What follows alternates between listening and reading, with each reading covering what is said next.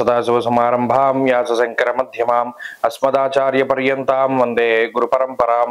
జ్యోతిషాస్త్రాన్ని భావితరాల వారికి ప్రసాదించిన ఋషుల యొక్క పాదపద్మాలకి నమస్కారం చేసుకుంటూ, అలాగే నాకు ఈ జ్యోతిష విద్యను నేర్పిన గురువర్యులు జ్యోతిష బ్రహ్మ కీర్తిశేషులు శ్రీ ఏరంకి సూర్యనారాయణ మూర్తి గారు, సూర్యశ్రీ దైవజ్ఞ గారి యొక్క పాదపద్మాలకి నమస్కారం చేసుకుంటూ, ఓం శ్రీ మహాగణాధిపతి నమః, శ్రీ గురుభ్యో నమః, హరి ఓం.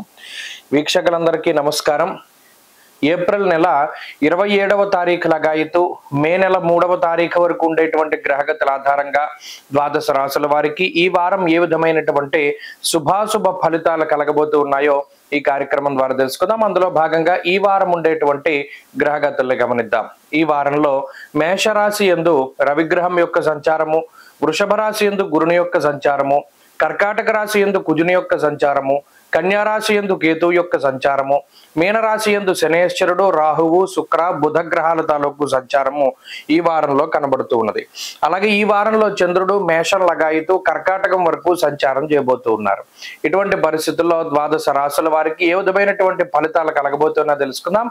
అందులో భాగంగా మొదటిది మేషరాశి. మేషరాశి వారికి ఈ వారం మిశ్రమమైనటువంటి ఫలితాలు గోచరిస్తూ ఉన్నాయి. అనుకూలించేటువంటి గ్రహాల యొక్క సంఖ్య చాలా తక్కువగా ఉన్నది. కేవలం గురుడు, అలాగే ఈ వారంలో యోగించేటువంటి చంద్రుడితోటి కలుపుకొని 2 గ్రహాల యొక్క అనుకూలత మాత్రమే కనబడుతూ ఉన్నది.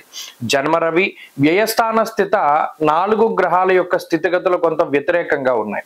అందువల్ల ఈ వారంలో మేషరాశి వారు కొంత వ్యయ ప్రయాసాలకు లోనవ్వడానికే ఈ గ్రహస్థితి గత వారం మాదిరిగానే కొంత అధికమైనటువంటి శారీరక శ్రమకి, అధికమైనటువంటి మానసిక శ్రమకి ఎక్కువగా అవకాశాన్ని కల్పిస్తూ ఉన్నది.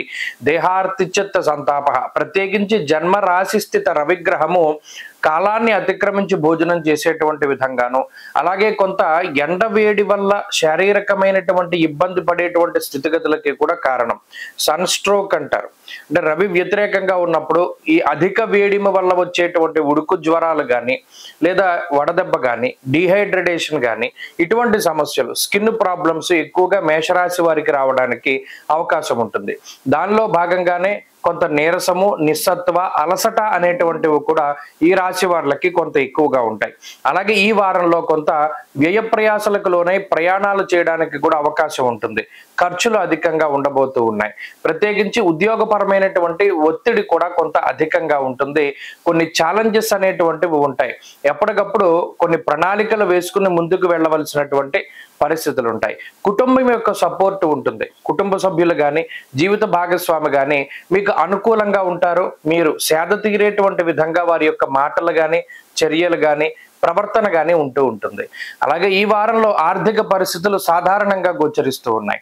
ప్రత్యేకించి ఒక సూచన ఏమిటి అంటే స్పెక్యులేషను, జోదము, బెట్టింగులు ఇటువంటి వాటి జోలికి పోకుండా, ఎందుకంటే వ్యయస్థానమందు గ్రహాలు ఎక్కువగా ఉన్నప్పుడు, శని రాహువులు కలిసి ఉన్నప్పుడు వ్యసనాల రూపేణా కానీ, లేదా అనుకోకుండా ధనాన్ని నష్టపోయేటువంటి విధానాలకి కూడా కొన్ని సందర్భాల్లో ఎవరికో డబ్బులు కొట్టపోయి ఇంకొకళ్ళకి డబ్బులు కొట్టేస్తారు.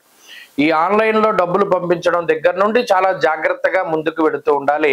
ఆ ప్రకారంగా ఈ రాశి వారు జాగ్రత్తలు తీసుకోవాలి.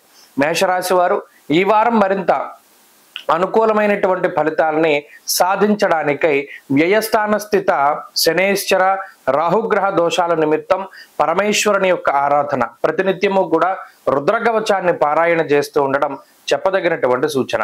ఈ వారంలో కలిసొచ్చేటువంటి రోజు గురువారంగా చెప్పవచ్చును.